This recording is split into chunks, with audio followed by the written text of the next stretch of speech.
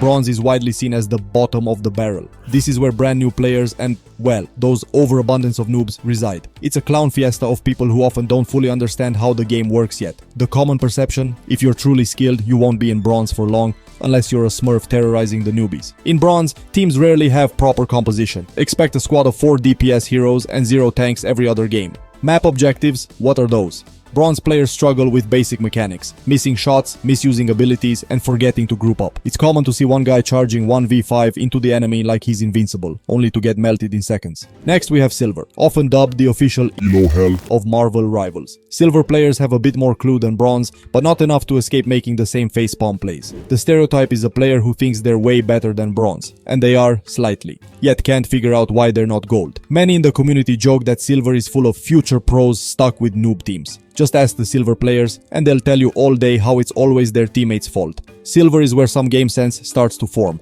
but consistency is lacking. One game you pop off, the next game you look Bronze. Silver players struggle with turning knowledge into execution. They know they should group up, but greed for a kill still lures them into bad 1 versus 3 fights. They've improved aim-wise, but still miss plenty of shots, though now they'll blame lag or FPS drops instead of themselves. Team coordination is hit or miss. Some Silvers try shot calling, often leading the team into a disastrous fight because their strategy was half-baked. Perhaps the biggest struggle is matchmaking variance. Silver can be a grab bag of skill. In Silver, every loss has a scapegoat. I had 20 kills, what more can I do? Never mind that he also died 15 times. Silver players are like Star-Lord. They've got some skills and swagger, but they're also prone to screwing up the plan at the worst moment. Next we have Gold. Gold rank is often considered the true middle ground. In Marvel Rivals, Gold players are viewed as decent but not dangerous. The community stereotypes Golds as average gamers. You've got some competency, you know the basics, but you're not pulling off insane plays regularly. Gold is where many casual players end up chilling. You're not a total noob, but you also haven't committed to the monk-like training required to go higher.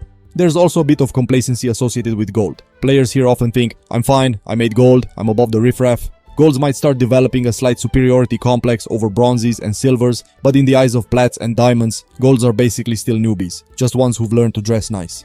Next is Plat. Platinum is where the game says, alright, now you're good, but are you good enough? The community often views Plat players as wannabe pros. They're significantly better than the Gold plebs, in their own mind at least, and many start adopting that elitist attitude. But the true elites, Diamonds and above, still think Plats are kinda scrubby. In Platinum, skill is solid. Aim, strategy, cooldown management are all notably better. But the struggle here is consistency under pressure and adaptation. Platinum players can execute advanced tactics, but can they do it every game and can they adjust when the enemy counters them? Many Plats get hard stuck at this rank because the tactics that carried them out of Gold aren't enough to crack Diamond. For example, maybe you climbed by maining a killer Iron Man combo, but now everyone at this level knows how to play around it. Time to learn new tricks, and that's hard. Also, this is where meta-awareness really kicks in. If you're picking a hero that's considered underpowered, expect some side-eye from teammates. Why are you playing that? Pick a real hero, dude.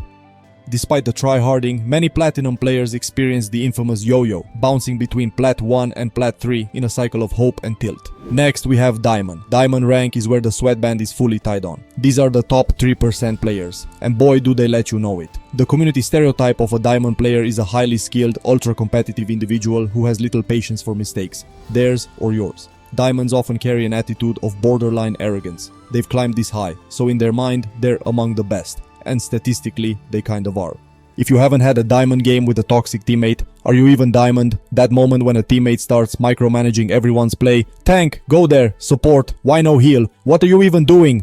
5 minutes into the game because things aren't perfect. Yeah, that's Diamond. The rest of the team either tries to focus or starts arguing back, and you end up with a chemistry disaster. Next, we have Grandmaster. Grandmaster is the promised land for the top 1% of players. These are the folks who likely appear on leaderboards and have a bit of fame in the community. The stereotype of a Grandmaster player is a hyper-skilled, highly strategic, and often highly egotistical gamer. They've proven they're among the best, and some won't let you forget it. It's said that humility is not a common trait in GM, and the community jokes reflect that. You'd think once you hit Grandmaster, struggles would disappear. But nope, they just change. At this level, tiny nuances decide games. A Grandmaster struggle is often finding opponents that truly challenge them. Sometimes they might stomp so hard it's not fun, other times they run into another GM stack and it's war. Next we have Eternity. Eternity rank is an almost mythical tier right below the absolute summit. These players have gone beyond Grandmaster, entering a realm only a sliver of the community will ever see. The stereotype, untouchable gods of the game. To casual players, anyone in Eternity might as well be a Marvel cosmic entity. You hear of them, but rarely encounter them. They're the ones with outrageously high skill and dedication. By the time you're in Eternity, there's not much you can do in-game. These players have essentially mastered the heroes, maps, and strategies. The struggles here become more meta, maintaining rank, because now every game is likely against fellow top players or hungry GMs trying to take your spot, and chasing the number 1 slot. One pattern is the relentless grind. Eternity players accumulate points to secure a top 500 position for one above all. They know that at season's end, only the top 500 Eternity players become one above all, so there's a constant pressure to keep performing. Eternity players often become gatekeepers for each other. Picture being ranked 501 at season end, just one spot shy of one above all. Painful, right? Eternity players know this fear. A common scenario, 2 players are vying for that last top 500 spot, and they keep swapping positions. I was 498, then I lost one and dropped to 502, then one again back to 499. That nail-biting shuffle is very real in Eternity.